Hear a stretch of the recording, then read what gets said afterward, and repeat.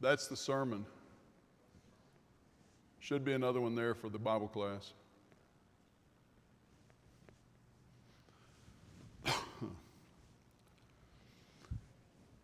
Last week, we started a new Bible class series. I actually started two, one on Sundays and one on Wednesdays. But on Sunday mornings, we're talking about reasons to believe. And we had just introduced this last week. We'll go back and cover that little bit that we introduced in just a moment. But there is an underlying thought that we'll get to in just a moment that is kind of the baseline for this whole series of thoughts. Before we get to that, happy birthday, David Riley, yesterday. Be sure and visit with David and wish him a happy birthday, belated happy birthday as of yesterday. The only reason to believe in a higher power, a higher being, should be the result of sound reasoning. The Bible teaches the importance, the essentiality of faith. But it's also crucial for us to understand that society's definition of that word and the biblical meaning of that word and its synonyms, trust and belief, are poles apart. In the religious world, when you talk about faith, most non-religious folks hear illogical choice to believe regardless of the facts, or something along that line. Blind belief. The Bible never presents a righteous person as a blind believer. If you take your Bible and turn to Hebrews chapter 11, you notice there the inspired writer tells us faith is the substance of things hoped for, the evidence of things not seen. Hebrews chapter 11, verse 1, the substance, that which undergirds or stands under, the reason we hope for something.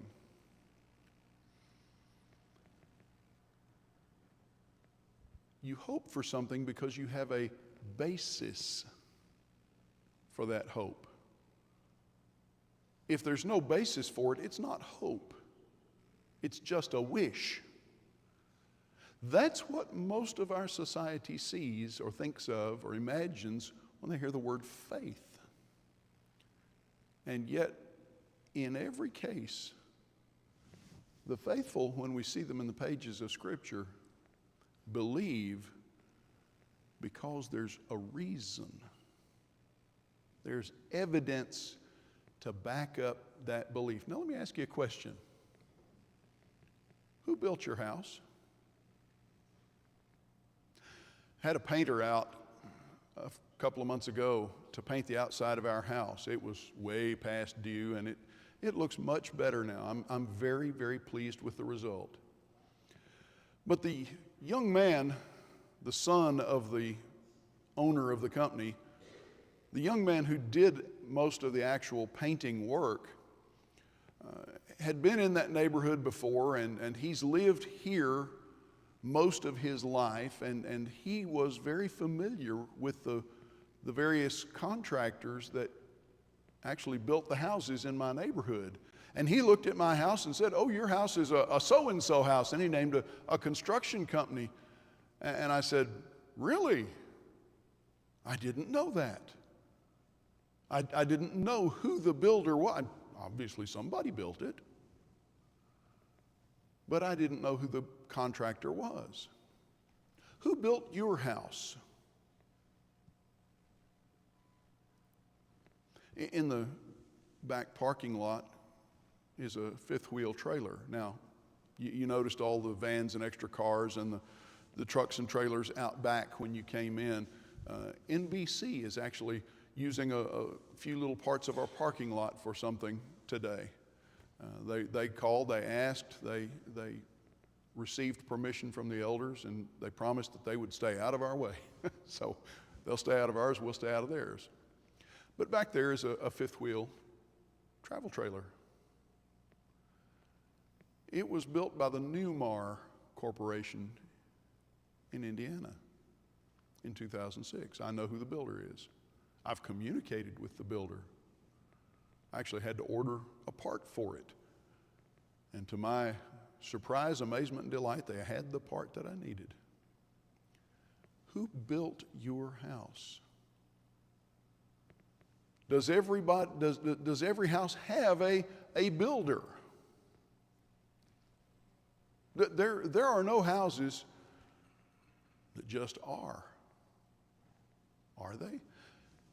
Even if you don't know who the builder is.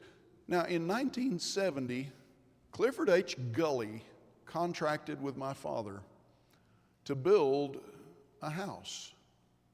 And my father lived in that house for 51 years. I know who built that house. In 1967, Nash Phillips Copus contracted with my father-in-law and my mother-in-law to build a house. And she still lives in that house today. I know the company who built that house. Does every house have a builder? Certainly. Even if you don't know who the builder is, you look at the house and you might not think consciously about it, but you understand somebody built that. Is it possible for a house to assemble itself, to build itself? We understand that that's a little bit ludicrous, don't we? Now remember, these questions and this line of thinking is intended to do what? It's intended to help us have a ready answer, or in this case, a ready set of thought-provoking questions for someone who doesn't believe in God, someone who doesn't believe the Bible is God's instructions, someone who is unsure.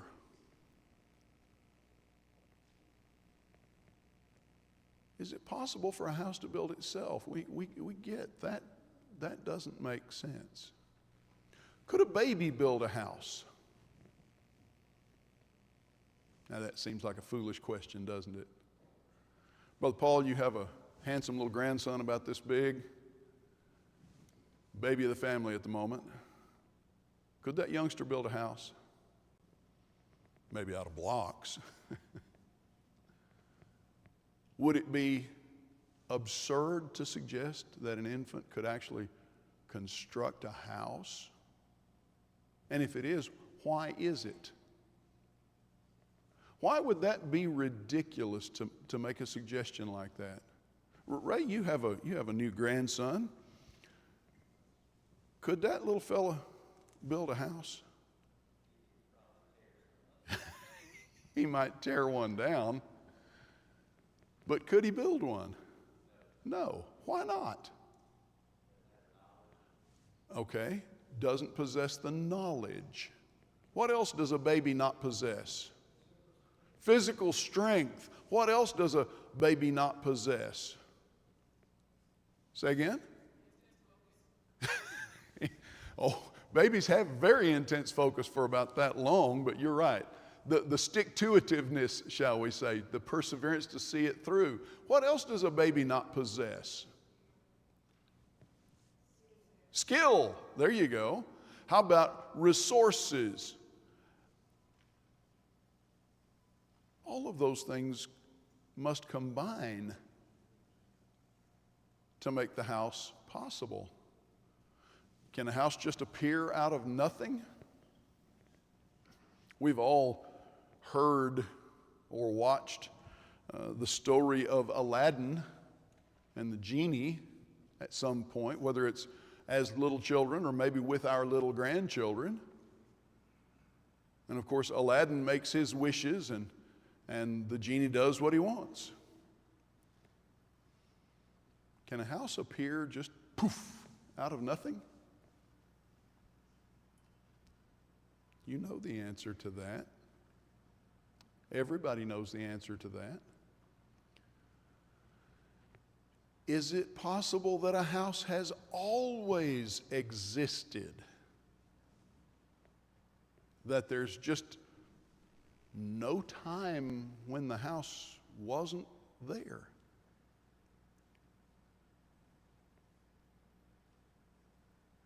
On Highway 54, going toward Jonesboro, just before you get to, I believe it's Callaway Street or Road, just this side of the Memorial Cemetery, Camp Memorial Cemetery, on the right, kind of down in a little swale, there is a house.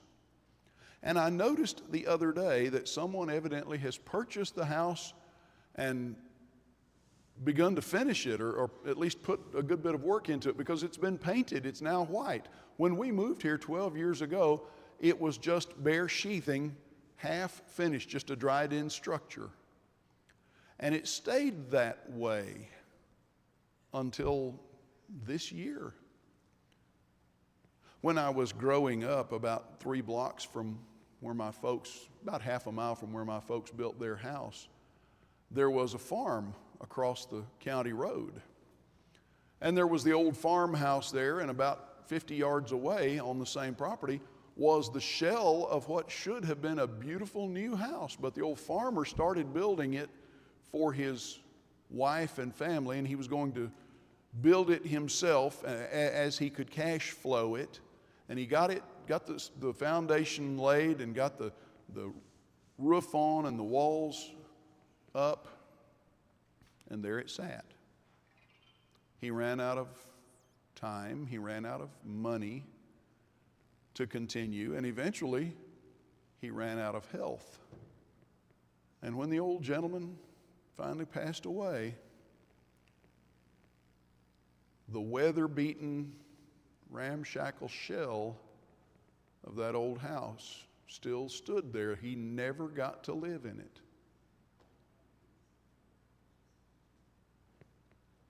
We understand that a house can't have always existed, because what happens to houses over time?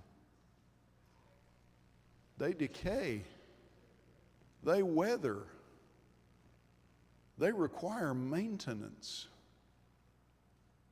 A house is not eternal, is it?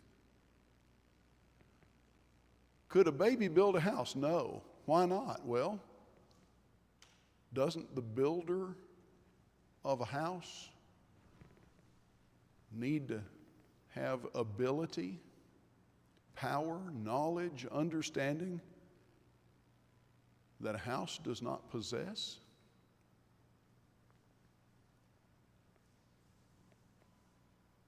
How smart is your house?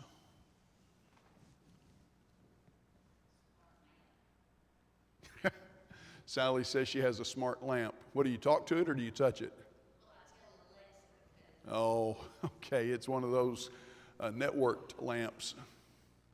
Turn off the power, though, and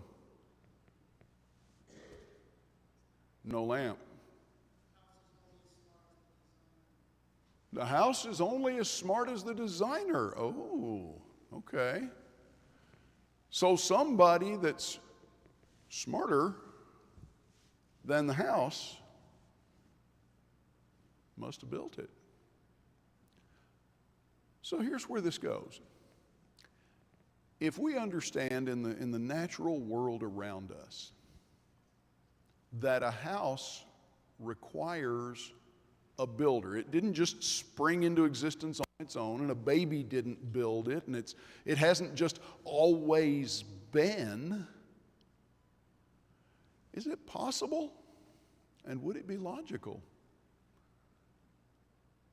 Expand your view from the house to the world, to the solar system, to the universe above and around. If you have to have a builder for a house, and a house is a comparatively minor thing, but if you have to have a builder for a house, does it make sense that there must be a builder of sorts for the whole universe around us? 38 years ago, in the mountains of Jamaica, I saw a lot of different styles of houses. I saw cinder block houses, nice, well-built cinder block houses with tin roofs and electric lights and running water and sewer systems. And I saw tin shacks. I even saw some houses that were literally built out of sticks. Made me think of the Three Little Pigs. They got some big sticks and built a frame, and then they covered the frame with small sticks and covered the roof with leaves and fronds, and that was the house. If a house requires a builder, does it make sense that the universe does too? If not, why not? Now, the Bible says every house is built by someone, but he who built all things is God. Hebrews chapter 3 and verse 4.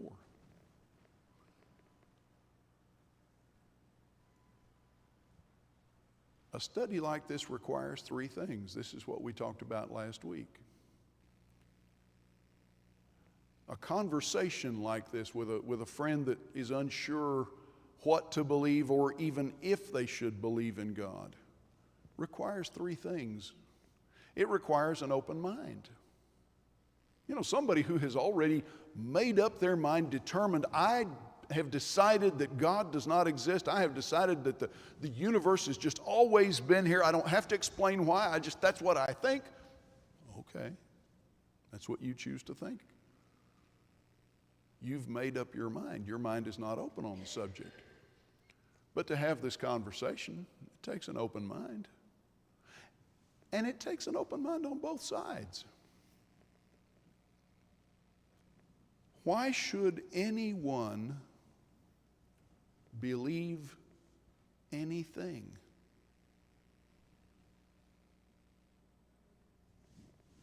Say again? Because of evidence. Why should anyone believe anything? Three-word answer. Because it's true. If it's not true, don't believe it.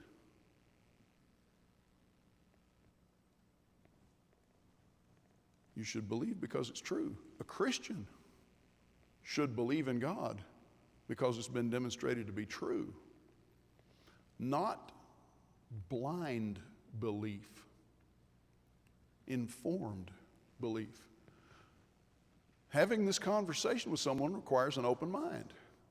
It requires a willingness on both ends of the conversation to apply our reasoning abilities and answer really pretty simple questions. Can a house build itself? We know the answer to that. And it requires a willingness to draw simple conclusions. Well, if a house can't build itself, what does that tell us? Somebody must have built it. Now, the question really is, who is that somebody, or what is that something that existed in the beginning, that began all of this? Where did it come from? Do you believe the material world, the universe, had a beginning? There are a lot of people who don't.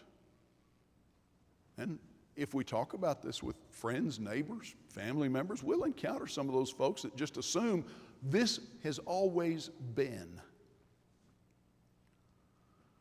Do you believe that the universe, the material world, created itself out of nothing? This is what we introduced last week. Do you think that it's possible, if it didn't create itself, do you think it's possible that there was something, some kind of energy that was responsible for creating the world?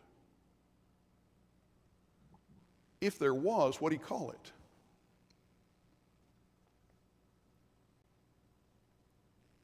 Well, you could call it just chance, coincidence. The popular opinion of a lot of people is what they call the Big Bang, not the TV series. Some folks would say it's God.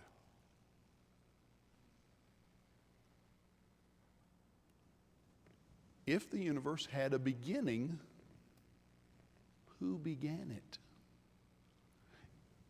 If it didn't, either it's always been here or it made itself somehow, and that doesn't really answer the question, where did it come from?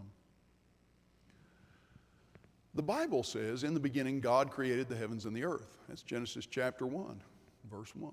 Very first statement in the Scriptures. You shouldn't believe that just because it's in the Bible, though. You should believe it because it is true.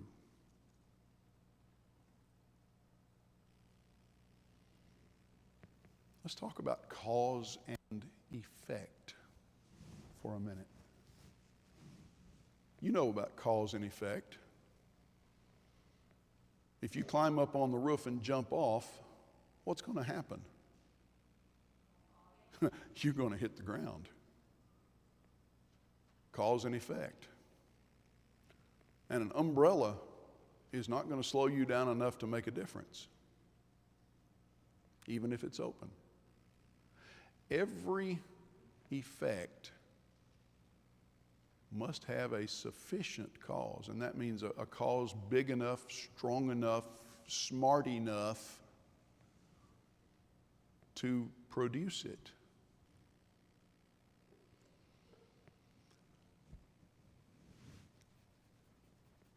Sally, could you build a house by yourself? Nope, couldn't do it. You're not an electrician, are you? Or a plumber, or a carpenter, or you could probably do a little paint work. Probably not a carpet layer, though, or something like that. Is it an accomplishment to build a house? Most of us would think so, even those of us who have been through the process. Is the existence of the universe greater, a bigger thing than the existence of a house? Well, yeah. I don't know anybody that would dispute that. If that's the case, do you believe that it would be impossible for the universe to create itself?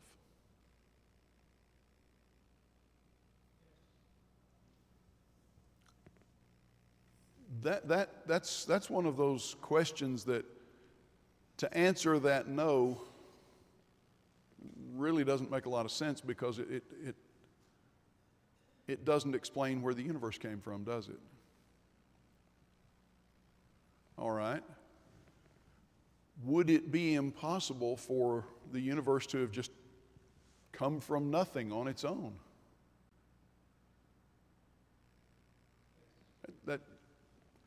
How does something come from nothing?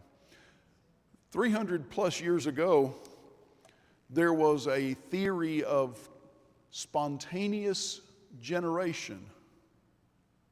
Maggots grew in spoiled meat. Oh, it just spontaneously happened. And then what did we discover? No, it didn't spontaneously happen. There was a logical, scientific explanation for it. Flies laid eggs in the meat. It was contaminated. Would it be impossible for a human to have created the universe? For one of us to do it? Julie, how many universes have you created this week? Not a one. That would be like a baby building a house, wouldn't it? So, let's follow this another step. Does the builder of a house exist without any connection to the house itself? Okay. Sally says yes. Independent of the house. The builder is not dependent on the house for his existence. But the house doesn't exist without the builder to build it. How about the universe? If something or someone built the universe, does that something or someone depend on the universe for its existence?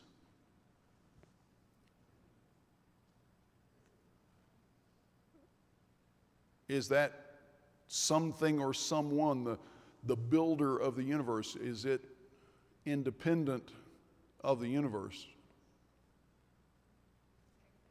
Same principle as the builder of the house. To build the house, you have to be greater than the house. To build the universe, you would have to be greater than the universe. Would that universe, that world builder, necessarily be greater in ability and power than the universe that it built? Just like the builder of the house. The builder of the house would be greater in skill, in knowledge, in ability and power. Yeah. But that doesn't answer the question of where the energy came from, what caused it to occur.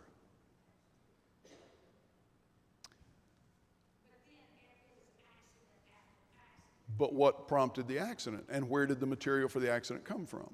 Now, would the builder of the universe, well, let's put it this way, which came first, the chicken or the egg? The builder of the universe or the universe, which came first? If the universe was built, the builder must have been there before it was. So, how old is the universe? Well, depends on who you talk to. You've got some folks that say, well, it's about 6,000 and a few years old, and then you've got other folks that say, no, it's roughly 6 billion years old, and you've got all sorts of estimates in between in the world. You've got 8 billion people, roughly speaking, in the world. That means that you have potentially about 8 billion estimates or guesses or opinions on that. But we date the universe. The fact that we can conceive of a beginning point, does that suggest that there was a time it didn't exist? Jim, was there a time when you did not exist? Yes. How do you know? Well, there are things that he's aware of that he wasn't there to see. And his mama told him when he was a little boy about the time before he came along, and his daddy did too. And he knew grandparents that knew his mama and daddy before they came along and before they even knew each other, and so on and so on and so on. We can perceive the passing of time. Jim's hair used to be red.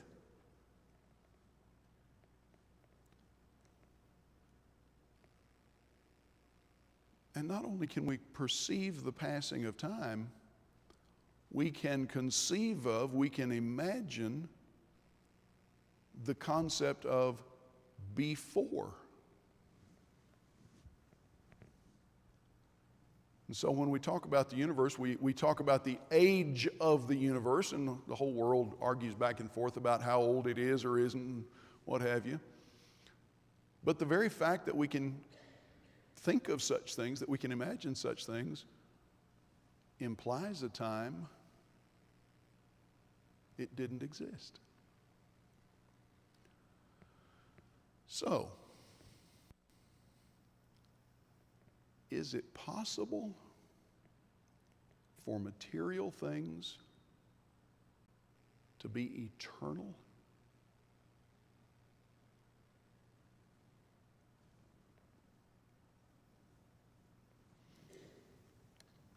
What happens to a house over time?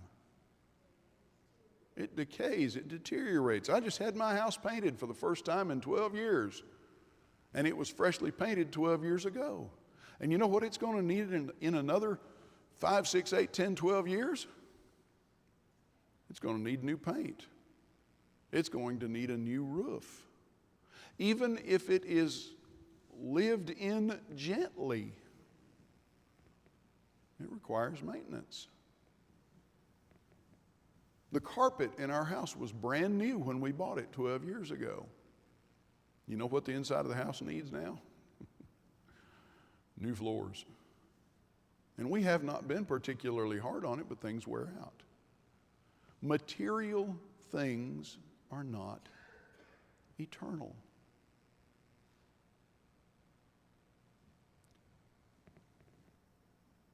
Since material things are not eternal, they have a beginning, they have an end.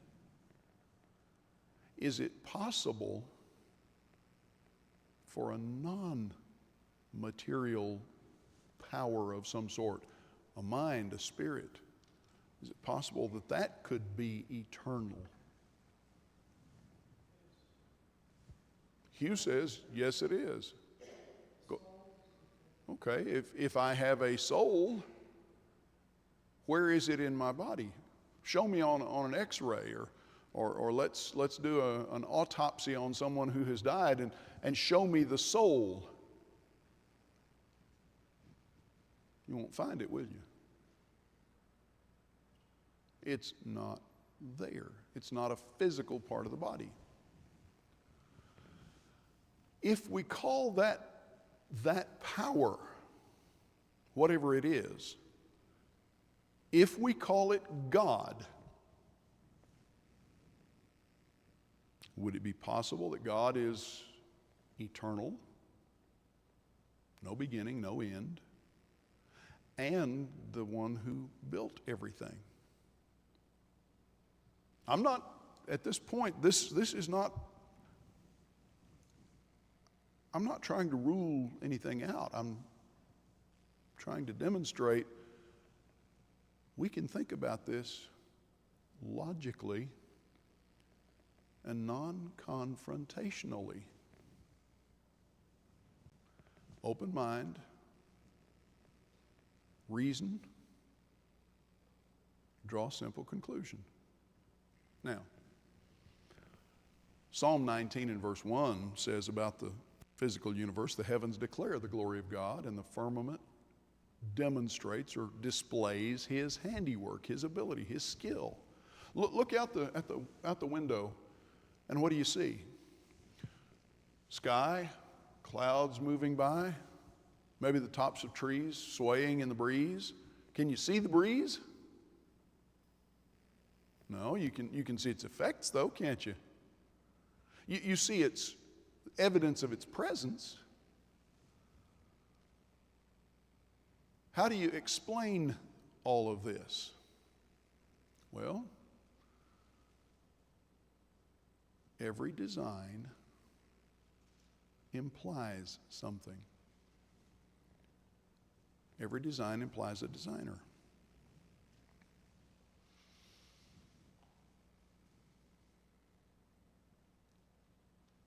Think about that. We use the example of a camera. Now, in my belongings, there is a very fine Pentax K1000 35 millimeter camera. I bought it at the beginning of August 1980. It was the last purchase I made as a military-dependent student in the base exchange at Bergstrom Air Force Base in Austin. And the reason that I bought it, and my wife about killed me when she found out that I had spent that money on that camera, the reason I had bought it is we were about to go to Ireland and Scotland and England on a mission campaign for 2 weeks, and I wanted to be able to take good, high-quality pictures. All the time, she fussed at me for buying a camera that she didn't know how to use, until she saw the pictures and compared them to the pictures from her mother's little point-and-shoot camera.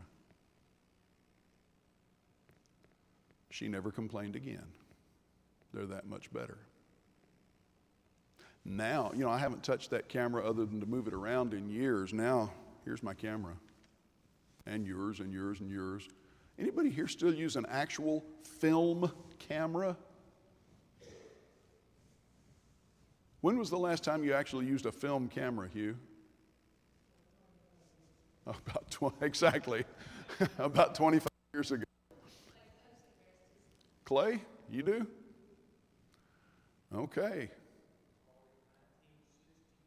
When was the last time you actually used it? 1999. Okay. Okay. Denise still sells them at the shop when they come in.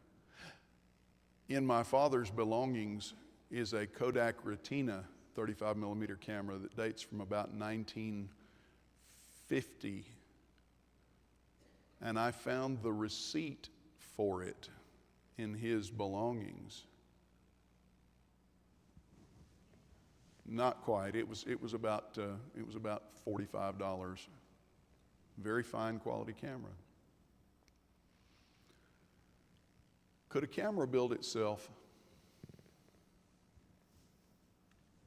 That's a ludicrous question, isn't it? That's a rhetorical question if ever there was one. Can a camera build itself? We know the answer to that before we even ask the question, don't we? Could a camera just appear out of nothingness? Just there's not one, and then just poof, there is, like a genie makes something. Anybody ever seen it happen? Star Trek fans, a transporter? Something like that? No. Here's the question. Does the existence of something, in this case a camera, does the fact that something exists demand that it had to come from somewhere? Absolutely. A camera is a fairly complex object. Even a simple box camera. My first camera was a Brownie box camera. Took those big wide spools of film. Even a simple box camera is relatively complex. Does that require someone with greater power, ability, skill, knowledge than the camera itself to create it? And somebody that is not the camera, exterior to it, that just makes sense. Now here's the kicker. I don't understand how a digital the camera in my phone works. I don't understand how some bits of silicon and rare earth metals and a little bit of electricity, I don't understand how that can produce photographs as clear and sharp as my Pentax camera with good quality film. I don't get how that works, but it works.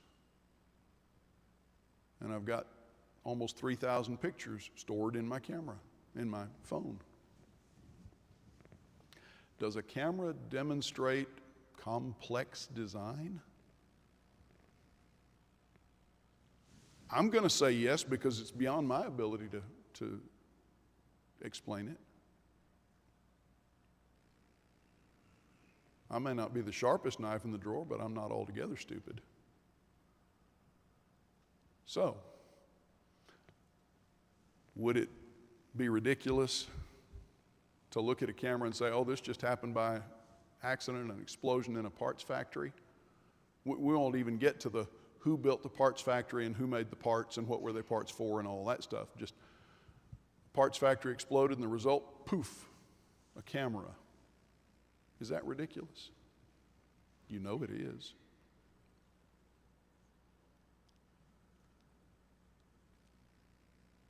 Is the human eye more complex than a camera? You know what the human eye is, don't you? It's a biological camera. It grows on its own. It focuses on its own. It adjusts on its own. Shine a bright light in someone's eyes, and what do you see the pupils do just instantly? They contract to protect the optic nerves from that bright light. Walk into a dark, dark, dark room, and what will those pupils gradually do? They'll open up to admit more light so that you can see at least a little bit in the dark.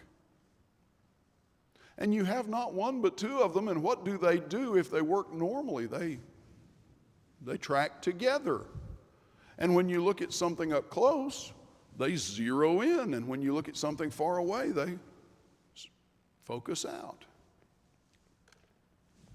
Is that more complex than a camera?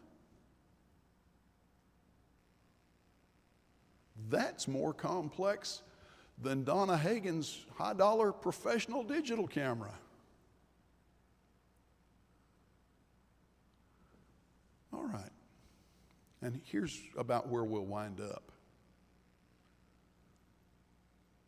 If a camera requires a designer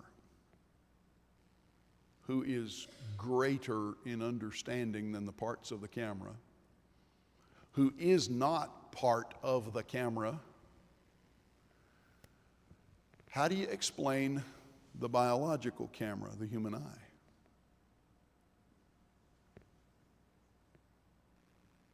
Does it make sense to say, well, my Pentax camera had to have somebody that built it, but the human eye, oh, that's just an accident?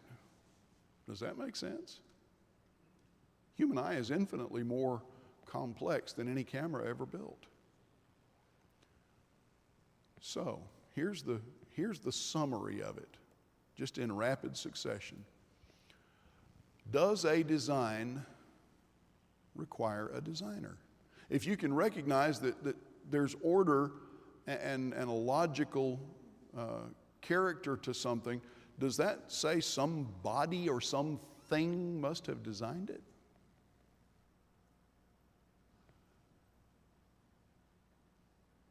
Here's an image of our solar system. It's not even the whole universe, just our solar system.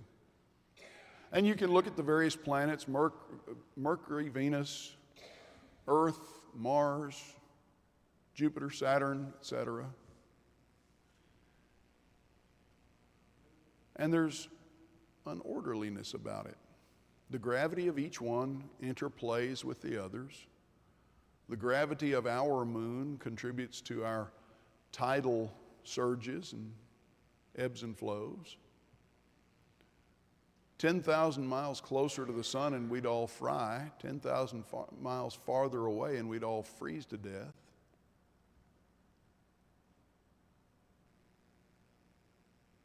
Does our universe, our solar system, and beyond that, the universe around us, does that display the characteristics of design?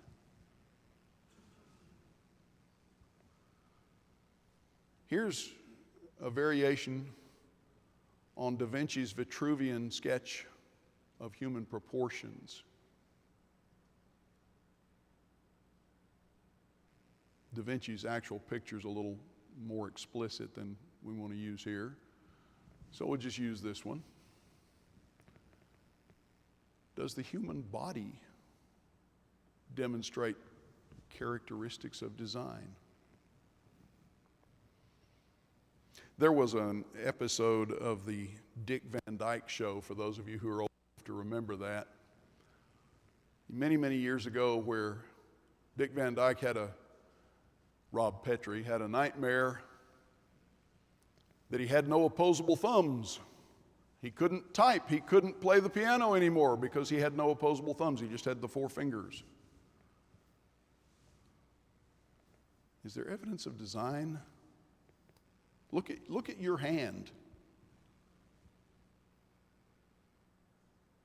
Put your hands together and twiddle your thumbs. Is there design there? Would it be reasonable? Look at the world around you and everything in it. Would it be reasonable to conclude that something, some power, some body, some intelligence must have designed everything around us? If not, if that's not reasonable, how do you explain it?